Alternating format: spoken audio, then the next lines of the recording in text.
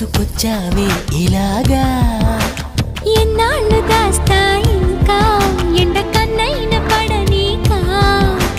ధన్యోస్మి అంట చిలక అందుకున్నాక అందాలని కానుక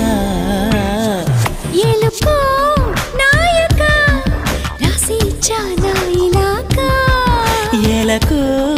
బాలిక దూసుకొచ్చావే ఇలాగా